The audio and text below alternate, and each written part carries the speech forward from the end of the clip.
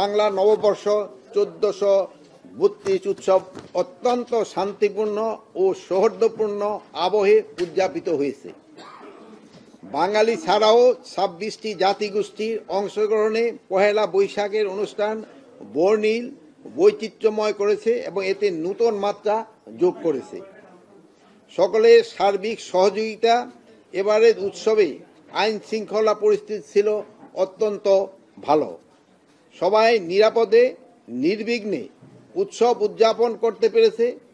এই জন্য আমি স্বরাষ্ট্র মন্ত্রণালয়ের পক্ষ থেকে সশস্ত্র বাহিনী, police, Ansar, RAB, coast guard, BGB সহ বিভিন্ন আইন শৃঙ্খলা রক্ষাকারী বাহিনীর এবং আপনাদেরকে গণমাধ্যম কর্মীদেরকে স্বরাষ্ট্র মন্ত্রণালয়, সাংস্কৃতিক বিষয় মন্ত্রণালয়, পার্বত্য চট্টগ্রাম বিষয় মন্ত্রণালয় এবং মাঠ প্রশাসনের কর্মকর্তা সহ সংশ্লিষ্ট বিভিন্ন মন্ত্রণালয়ের কর্মকর্তাকে আন্তরিক ধন্যবাদ এবং আমি কৃতজ্ঞতা জানাই।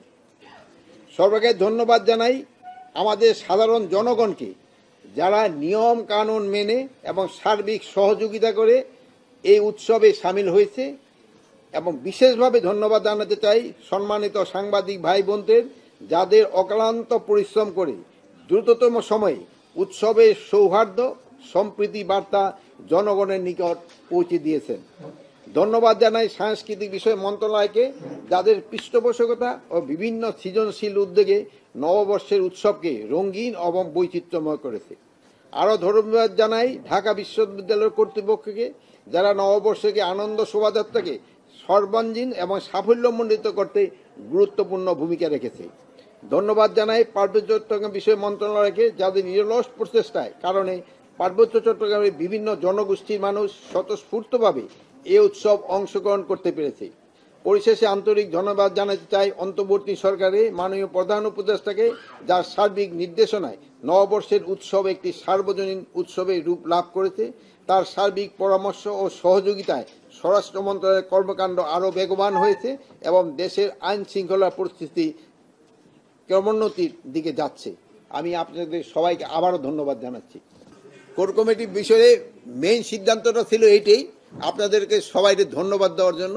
আপনারা এখানে অক্লান্ত পরিশ্রম করছেন এবং আপনারা এই যে ইসের বার্তাটা জনগণের কাছে কিন্তু খুব তাড়াতাড়ি পৌঁছে দিতে পারছে।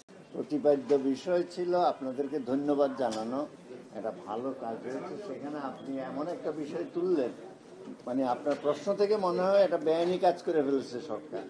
এটা তো টাইম, ধন্যবাদের জন্য আপনাদেরকেও ধন্যবাদ স্যার। হ্যাঁ, এটা ভালো সময়ে পয়লা বৈশাখের একটা ভালো অনুষ্ঠান হয়েছে, আমরা সবাই আনন্দ করছি, ভালো কিছু, সেখানে এটা না বললে হয়তো না। আচ্ছা, যাই হোক, সেটা হচ্ছে মানুষ তো অনেক কিছুই জানতে চায়, এটাও তো জানতে চায় আমরা যে ভালো একটা কাজ করেছি, আপনারা একটা ভালো কাজ করেছেন, আপনাদেরকে ধন্যবাদ দিচ্ছি, সেটাও তো জানতে চায় মানুষ নাকি। সেটা হচ্ছে এই আইন তো ব্যবহার হচ্ছে, এই আইন যে ব্যবহার হচ্ছে না তা তো না, এই একটা ক্ষেত্রেই তো আইনটা ব্যবহার হয়েছে তা তো না, এটা বেআইনি কাজ তো না। এখন আপনি যদি বলেন যে নির্দিষ্ট এই ক্ষেত্রে কেন কি হয়েছে, এটা তো মামলার একটা ঘটনা ঘটেছে, এটা একটা অভিযোগ আসছে, এটা নিয়ে একটা কাজ হচ্ছে, এটা নিয়ে হাইকোর্টে গেছে, আপনারা নিজেরাও রিপোর্ট করেছেন। তো হাইকোর্টে গেলেই তো এটা বিচারাধীন ইস্যু, সাবজুডিস ম্যাটারে তো কথা বলা ঠিক হবে না। আমরা দেখি কি আসে ওখান থেকে। তবে একটা জিনিস, যে প্রচলিত আইনেই ব্যবস্থাটা নেওয়া হয়েছে, এখানে কারোর প্রতি বেআইনি কোনো আচরণ করা হয়নি, এবং হাইকোর্টে যে এটা নিয়ে বিচার চাচ্ছে সেটাও আমরা জবাব দেব। আপনারা সব পাবেন তথ্য, অগ্রিম এই তথ্যগুলো নিয়ে তো আলোচনা করা ঠিক না। মাননীয় আইন উপদেষ্টা বলেছেন প্রক্রিয়াটা ঠিক হয়নি, আপনি যদি একটু স্পেসিফিক ভাবে বলেন কি প্রক্রিয়া। আচ্ছা, যিনি এই মন্তব্যটা করেছেন, এই প্রশ্নটা কি ওনাকে করবেন? উনি তো মাননীয় স্বরাষ্ট্র উপদেষ্টা মহোদয়, এখানে আইন উপদেষ্টা মহোদয় কি প্রেক্ষিতে বলেছে আমরা তো জানি না, এটা তো ওনাকে জিজ্ঞেস করতে হবে বিষয়টা, কেমন?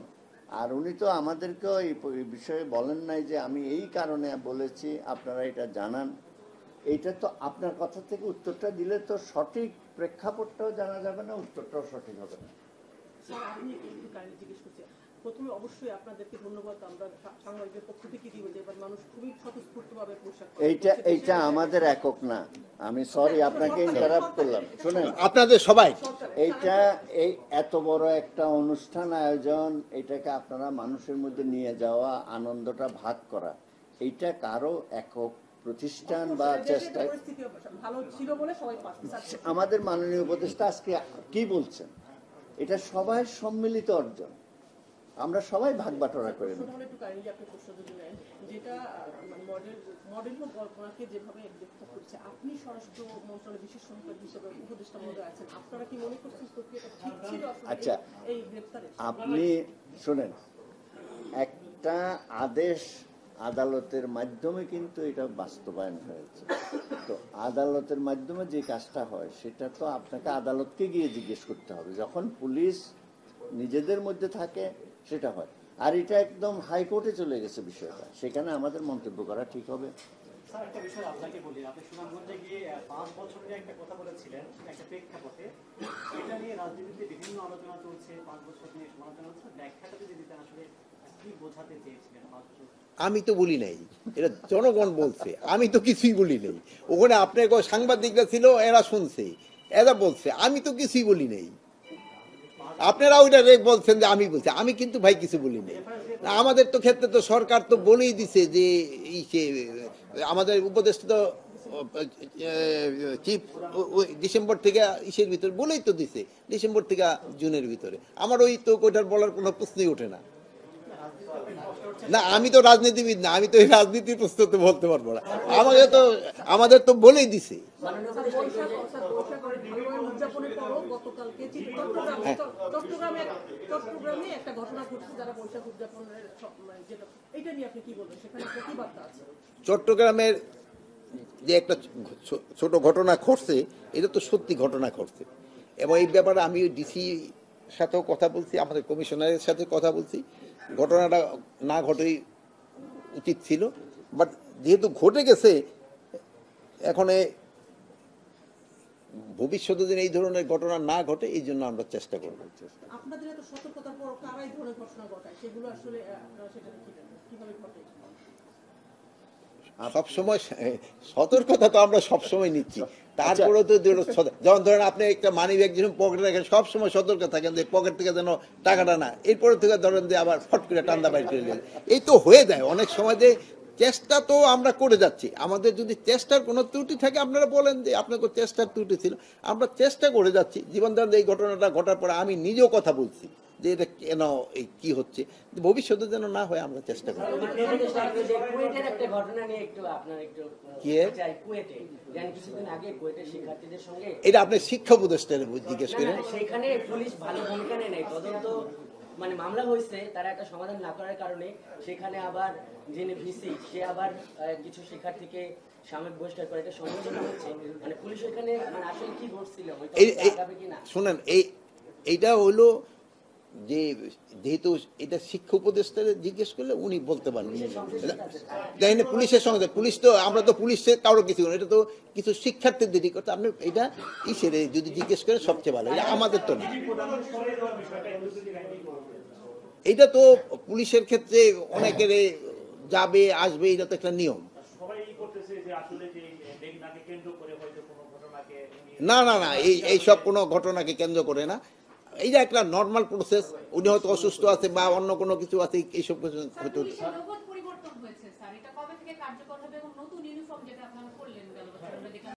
শোনেন, একটা জিনিস হলো কি, নতুন ইউনিফর্মটা কার্যকরী তো হয়ে গেছে মানে বলতে পারেন, কিন্তু এটা হলো কি আমাদের পুরানটা আছে, যেহেতু আমাকে দেশটা অত বড়লোক দেশ না, আমি আজকে এইটারে ছাড়ে একটা নতুন পুরে ফেললাম।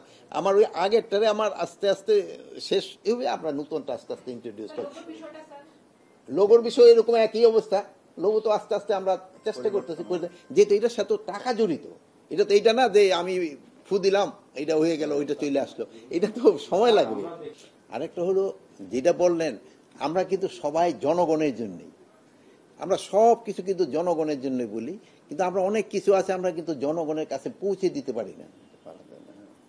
এই যে ধরেন যে কৃষি ক্ষেত্রে যেটা বললেন, যে কৃষি শ্রমিকরা যেভাবে পরিশ্রম করে, রিটার্নটা কিন্তু তারা ওই পরিমাণ পায় না। ধরেন যে একটা ভোক্তাদের একটা জিনিস যে একটু বেশি দামে কিনে আমরা কিন্তু খুব হয়ে যাই এই জিনিসের দাম, কিন্তু কৃষক যে সময় তার ফসলটা মায়ের খেয়ে যায় বা সে লস করে যায় সেই সময় কিন্তু আমরা অত কিছু বলি না। যেমন ধরেন এবার আলু উৎপাদন অনেক বেশি হয়েছে, আলু উৎপাদন হওয়ার পর কি আলুর কিন্তু দামটা অনেক কমে গেছে, কৃষক কিন্তু এক্ষেত্রে অনেকটা মানে ব্যাকফুটে পড়ে গেছে, তার হয়তো লাভ হওয়ার না হলেও তো মানে কোনো রকমের চালানটা উঠবে বা হয়তো অল্প একটু লাভ হবে। এই ক্ষেত্রে যেমন ধরুন আমাদেরও বলা উচিত যে আমরা এটা কিভাবে করতে পারি, যে কৃষকরা তো একটা প্রণোদনা দিতে হবে, তা না হয়তো সে তো ওই বিষে থাকবে না। এই যে ধরেন যে ধান উৎপাদন হচ্ছে, এই ধানে কৃষক কিন্তু ধরেন এর আগে একটা মায়ের খেয়েছে বন্যায়, এখন আবার যদি ধরেন একটু তার এখনো সুবিধা যদি না দেন তাই কিন্তু এই চাষের সে তো থাকবে না, সে তো অন্য কিছুতে চলে যাবে। এই জন্য জনগণ যেন উপকৃত হয়ে যায়। আর আমি একটা বলি যে আমরা সব কিছু কিন্তু সেন্ট্রালি করতে চাই। আপনি ধরেন হিলে যদি কোনো কিছু অনুষ্ঠান হয় দেখবেন হইলে রাঙ্গামাটি, নালে খাগড়াছড়ি, নালে বান্দরবন, বাট অন্যান্য উপজেলাগুলিতে কি হচ্ছে আমরা কিন্তু খেয়াল রাখি না। এই যে ধরুন যে আমরা যে কালকে বিরাট আমরা ঢাকা একটা বলছি, আমরা গ্রামে গঞ্জে এটা কিন্তু পৌঁছে দিতে হবে। যেমন ধরুন আগে চৈত্রী সংক্রান্তিটা কিন্তু গ্রামে গঞ্জেও কিন্তু খুব ভালোভাবে হতো, তা আমরা সবাই চেষ্টা করতেছি এটা যেন ডিসেন্ট্রালাইজ হয়ে গ্রামে গঞ্জে সব জায়গায় পৌঁছে, আমরা যে আনন্দটা যেন আমরা সবাই মিলে করতে পারি। আমি ঢাকা বসে শুধু আনন্দ করলাম, বাট আমার ভাই যে দেশে বসে আছে সেও যেন আনন্দটা ভোগ করতে পারে, তার জন্য একটা কিন্তু আমার ব্যবস্থা করতে হবে। এই জন্য তা আমরা চেষ্টা করে যাচ্ছি, চেষ্টা তো করে যাচ্ছি, বাট যে আমরা যে সব ক্ষেত্রে সফল হচ্ছি তা না, বাট কিছু কিছু ক্ষেত্রে আমরা সফল হচ্ছি, কিছু কিছু ক্ষেত্রে আমাদেরও তো ভুল হচ্ছে, ওটা আমরা আবার রেকটিফাই করার চেষ্টা করতেছি। আমি এই প্রশ্নটা আপনার সাথে পুরাপুরি একমত হতে পারবো না, এই জন্য যে আমরা কিন্তু রাঘব বোয়াল কাকে ছাড় দিচ্ছি না, আমরা কিন্তু রাঘব বোয়াল কারে ছাড় দিচ্ছি না, কিন্তু এখন রাঘব বোয়ালটা তো আমার জালে আসতে হবে, আমার জালে আসার আগ পর্যন্ত তো আমি তারে ধরতে পারতেছি না, আমার জালে যেটাই আসতেছে আমরা কিন্তু ওইটারই ধরতেছি। আপনি একটা যদি বলেন যে জালে আসার পরে আমি ছেড়ে দিছি তো আমার বলতে পারেন। আপনারা ভালো থাকেন, দোয়া করি, আল্লাহ হাফেজ।